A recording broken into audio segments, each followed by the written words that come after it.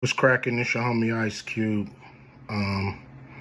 Just wanted to address a few things. Everybody been checking out the internet. My man Katt Williams. First of all, I just want to say, we shot that movie over 20 years ago. So, people have different perspectives, and it's been a long time. I also want to say, every comedian that I've worked with, every comedian that I've put in a movie, I only put them in the movie because I thought they was funny. I thought they was perfect for the part. I tried to put them in a position to win.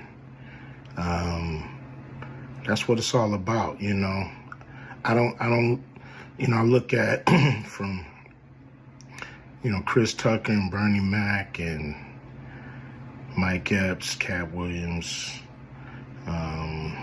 Ricky Smiley, Michael Blackson, Cedric, Kevin Hart. All these guys I know are funny as hell. I didn't discover them. They were doing their stand-up or doing their thing, and I knew that they were great and that they could act, and that if I have an opportunity, I was gonna give them an opportunity. To me, that's what it's all about. As far as specific things, Katt was 100 on a few things. Most of what he was saying, a couple things, I just want to clarify. When we bring in a new, comedian, we do have them try out for different roles. So Ricky did give Money Mike a shot. But when we saw him and, we kind of saw how he moved and how he was, auditioning, we decided that he would be a better, Santa Claus, which was, to me, the perfect casting. When we saw Mike, damn, I call him Money Mike. When we saw Katt, when I saw him, I just knew that he was perfect for Money Mike. And, Katt, said he wrote his role, which, the role was written, but he enhanced it. This is why Katt was so dope in the movie. Money Mike had a small role, about as big as the Santa Claus role, but when we start filming, he was giving us such magic that we kept expanding his role and giving him more to do because he was on point. When we shoot these movies, for one, the scripts are fire, or they wouldn't even do it. The scripts are laugh out funny. But we shoot the script, but once we get what we need from the script, we let the comedians ad-lib, riff, play with the words, do their thing. We give them a take where they can, or 2, 3 takes where they can go off and do what they feel. Sometimes it makes the movie, sometimes it don't. When somebody gives you jewels, you want to try to make sure that makes the movie. So in the movie, there's second thing I want to clear up. I would never shoot a rape scene in a movie, especially like Friday, where you actually see this happening on camera. That ain't my style. If you check out any of my movies, they not raunchy.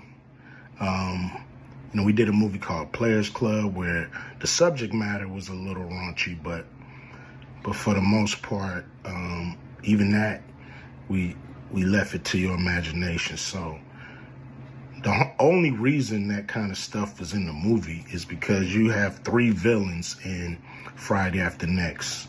You have the Santa Claus stealing presents.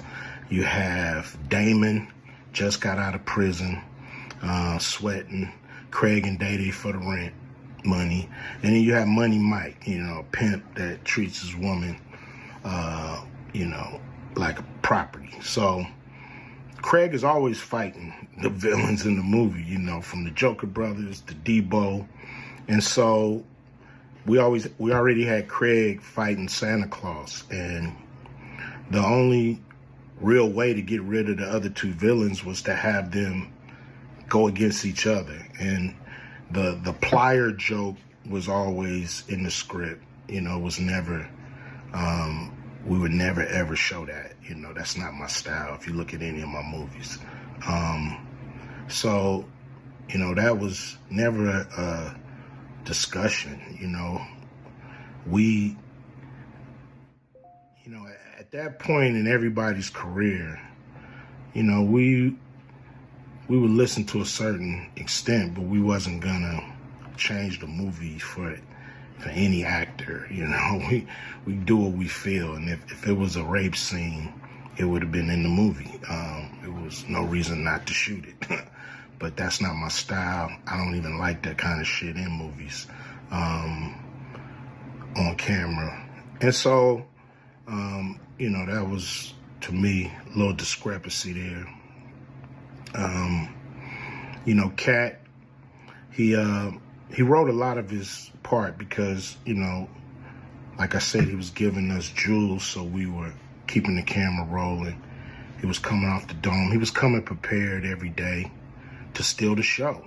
That was his mission. And, that's what he did, with the movie. And it launched his career, And I'm proud of the movie. I'm proud of all the guys who've, come through, a Q Vision production and went on to do bigger and better things. And look, a lot of people are talking about pay and how much they was paid on these movies that were extremely low budget. Most of these guys work a couple of days, and when you're doing a movie, there's over 100 people working on the movie that need to get paid. Most of them got to get paid every day. And there's pre-production and post-production. Even after you finish with the actors, you got to pay editors and sound people. And my movies are all about quality. So most of the money go up on the screen. I'm not giving you no bullshit. I'm not giving you no low budget, shit you can laugh at because it's so cheap. So, we try to put all the money on the screen.